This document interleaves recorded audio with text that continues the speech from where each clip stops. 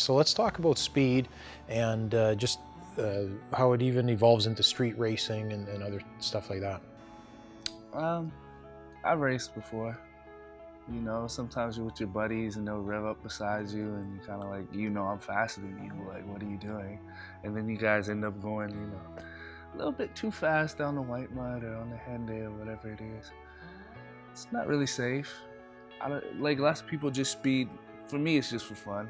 I don't speed to get places fast. I just like going fast. It kind of gives you an adrenaline rush and something. Not the safest thing to do, but from my perspective, that's how it is. What about you, Jess? I love going fast. I absolutely love going fast. I've spent the last 14 years dedicating my life to going fast. The difference is for me is that the consequences of going fast on the street have always been they've been a little scary to me. Not only just the fact that when things go bad on the street, people get hurt, but also the fact that I don't want to have Mike behind me pulling me over and giving me a big ticket and watching my insurance go up, getting my license taken away. And that's actually what brought me into racing back when I first started, was that I had started riding motorcycles and much like everybody else, I had gone quickly on the street and I rode way too fast for what I should be doing, and I figured that I needed an outlet for this, and that's where the racetrack really came into play for me. So going out to the racetrack gave me the ability to go out and enjoy that speed that you and your friends are talking about, and it gave me the ability to use some of that aggression that we talked about earlier, and it gave me a place to do it in somewhere which it was safe. And that's honestly the biggest push that I've had since I started my school years ago, is trying to show people that there's places that you can go fast, and those places not only are built for that, but it gives you an opportunity to compete with other like-minded people who are interested in doing that. Mm-hmm. Yeah, it's interesting because I come from a racing background as well, but my motivation is actually quite different than yours. So I grew up racing. Like, I started racing before I ever even had a street driver's license. So I started doing it through the junior dragster program at Castrol Raceway. And before any of my friends had even written their learner's permit exam, I'd already gone highway speeds and gotten up to those speeds in less than 10 seconds, because that's what those little junior cars do.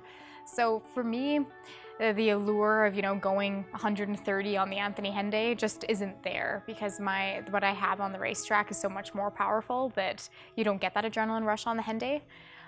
So I find that it really has been kind of that guiding force for me that, you know, it's almost laughable. Like when my friends are talking about, you know, oh yeah, I went 140 on the way down to Calgary. I'm like, oh yeah, that's cool, I guess. You know, like it's just, it's a different way to kind of get that adrenaline. What I will admit to being guilty of is going just a little bit over the speed limit, and not because of adrenaline or because of a need for speed, but, you know, either because I'm not paying attention or because I'm in a hurry. And I think that going 10 or 12 kilometers over the speed limit is that safe amount to go over.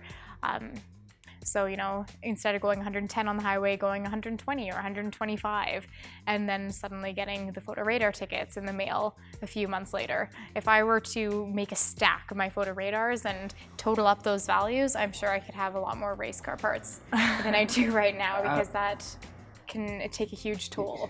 Yeah, I've gotten my fair share of photo radar tickets too.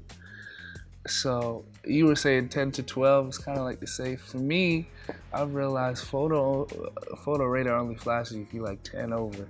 So usually if it's a 60, I'll go like 69, 68 or whatever. It's a drive just to get to where I need to be. Just because I don't like driving slow. You know, you kind of just sitting there, you kind of just in traffic. But it's funny because, like, it really does 50 versus 60 feel that different, and yet in our heads it's this huge, you feel like you're at this advantage, you're getting there faster because you're going 9 kilometers per hour. over the speed limit, and you're talking about a 15-minute commute. Like, what does that equate to? Like 45-second time difference over that 15 minutes? Like, woohoo, sure, I'm going fast. Yeah. You bring up a really good point, is that that little bit over doesn't equate to any real time getting from point A to point B. What it does equate to, though, is it equates to braking distances.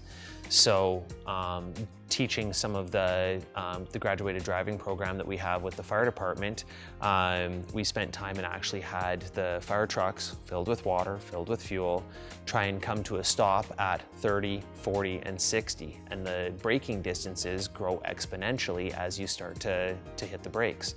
Not only does your reaction time come into play, but then also the actual braking distances. So the difference between you driving at 70 or 79 doesn't sound like a lot, but it actually equates to a fairly large braking distance. So if something happens in front of you, it's a big deal. But here's something to think of.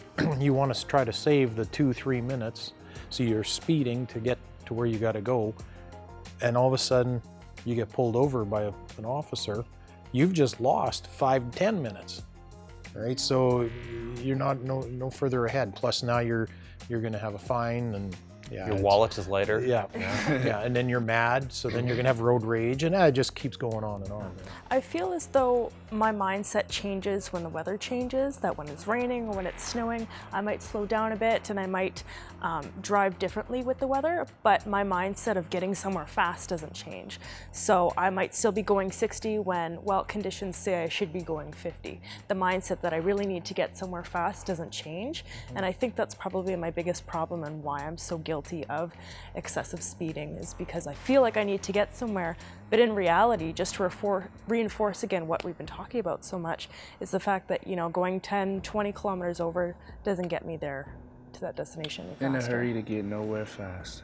With the racing on the track, we have every type of safety equipment you can dream of to make sure that in the event that you make an error, that you're going to be safe. And the amount of training, and there's people have to watch you race and witness this and sign off that you're a safe driver. You know, there's definitely, for people who want to go fast, you have to be prepared to do it safely. Right, absolutely.